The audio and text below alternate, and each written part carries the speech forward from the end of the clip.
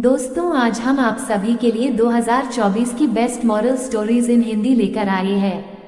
ये सभी कहानी ज्ञानवर्धक व शिक्षाप्रद है। ये सभी मॉरल स्टोरीज हिंदी बहुत ही महत्वपूर्ण कहानियों में से है। आप सभी इस 15 जोड़ मॉरल स्टोरीज इन हिंदी को पढ़िए और इसका आनंद लीजिए। साथ ही आप इसे अपने दोस्तों, रिश्तेदारों को भी शेयर करिए। मनोहर वन में एक बार बहुत जोरों का तूफान आया।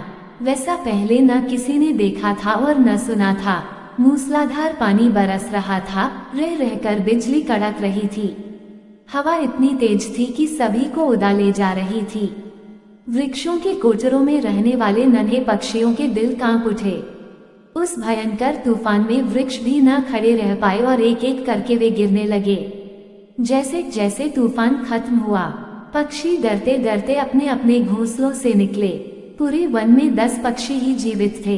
शेष सभी उस तूफान की भेंट चढ़ चुके थे।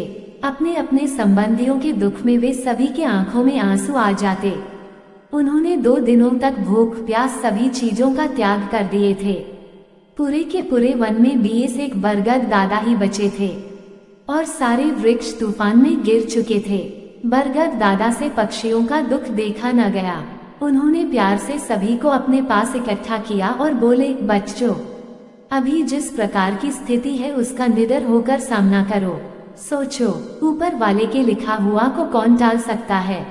सुख और दुख ये तो जीवन में निश्चित रूप से आते ही है। उठो, साहस से स्थिति का सामना करो। दुख को भी भगवान के प्रसाद के रूप में ले लो और नए सिरे से निर्माण में जुट जाओ।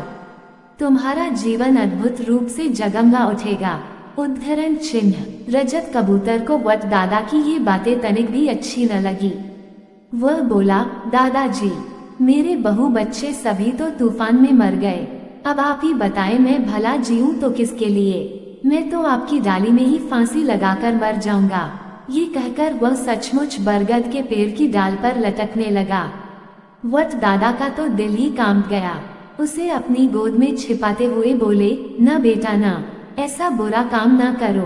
उद्धरण चिन्ह। फिर और पक्षियों को समझाते हुए बोले, देखो, संसार में न कोई अपना है और न पराया। जिसे हम अपना मानकर चलते हैं, जिसके साथ अच्छा व्यवहार करते हैं, वही अपना बन जाता है। जिसके साथ हम बुरा व्यवहार करते हैं, वही पराया बन जाता है। हमारा परिवार ही हमारा घर नहीं है, पूरा संसार हमारा घर है। तुम सभी आपस में मिलजुल कर परिवार भांति रहो। तुम सभी के अकेलेपन का, संबंधियों के मरने का दुख धीरे धीरे दूर हो जाएगा। उद्धरण चिन्ह। सभी पक्षियों को वट दादा की यह बात अच्छी लग रही थी। आखिर कोई भी तो ऐसा नहीं था जिसके घर में कोई मरा न हो।